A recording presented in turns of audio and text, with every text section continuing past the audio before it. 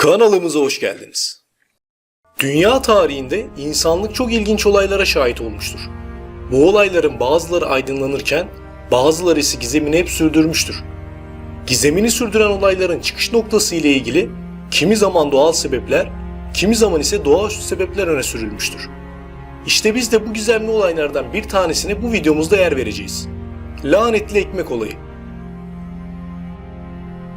Fransa'nın Grasse bölgesinde küçük bir köy olarak bilinen Pont-Saint-Esprit, kendi halinde yaşayan insanlardan kurulu, sessiz ve sakin bir yerleşim alanı olarak biliniyordu.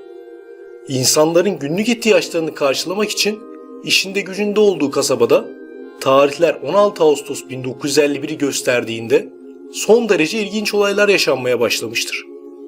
16 Ağustos gününe gözlerini açan herkes büyük garipliklerle hareket etmiştir.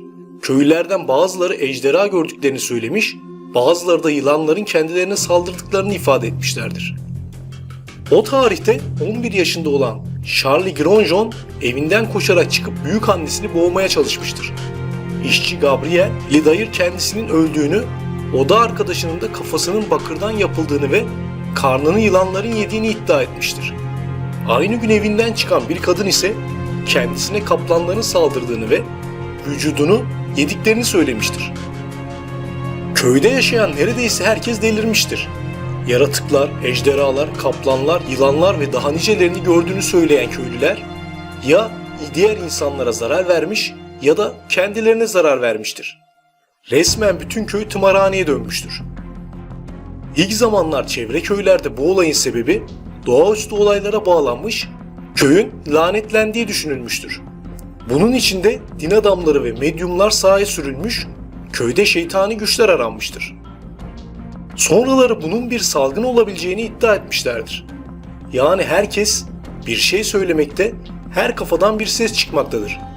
Ülke halkı bu olaydan tedirgin olup yetkililerden cevap beklemişlerdir. Yetkililer ise bu ilginç olayı araştırmaya başlamışlardır bile. İlginç yaratıklar gören yaklaşık 300 insan incelenmeye başlanmış, 50 kişi kontrol edilemediği için akıl hastanesine yatırılmıştır.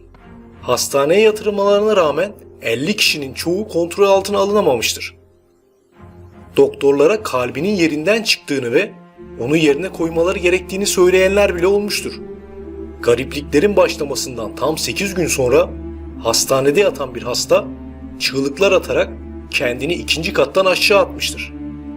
Düştüğü yerden kaçmaya başlayan hasta "Ben bir uçağım" diyerek kendini savunmuştur. Uzun süredir kasabayı delirten ve toplamda 7 kişinin ölümüyle sonuçlanan olayların sorumlusu olarak ise köyün fırıncısı Roch Briot gösterilmiştir. Doktor Gabbay, Doktor Lisbon ve Doktor Purki bütün köyün fırından aldıkları ekmekten dolayı delirdiklerini öne sürmüşlerdir.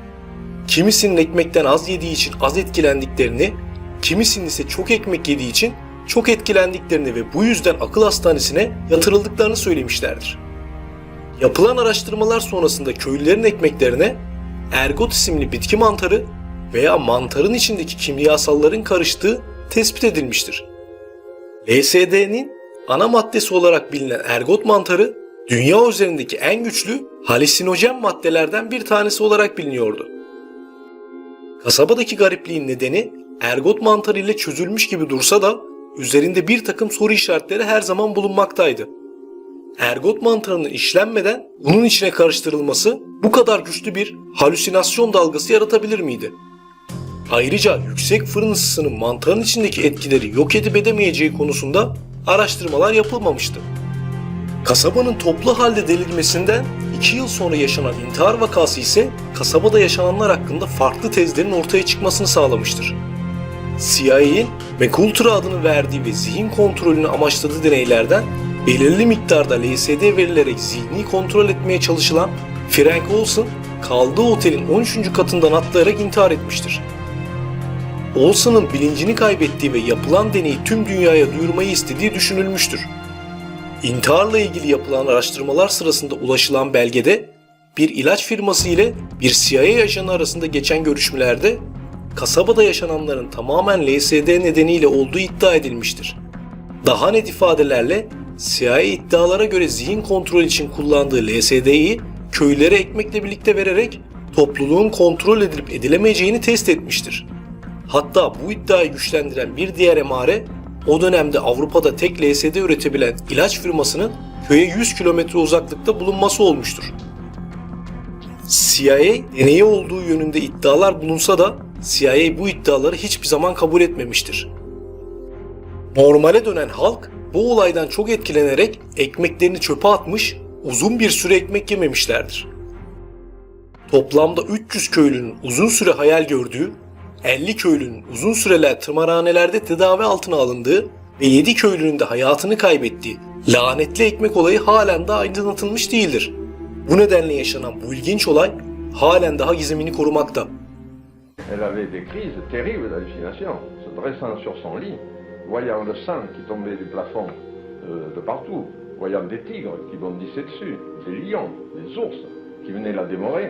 Et alors à ce moment-là, criant évidemment, poussant des cris terribles, des cheveux qui lui sortaient de la bouche. Elle avait toujours l'impression qu'elle avait sa bouche pleine de cheveux. Elle s'arrachait comme ça, n'est-ce pas, pour éliminer ses cheveux qu'elle n'y arrivait pas.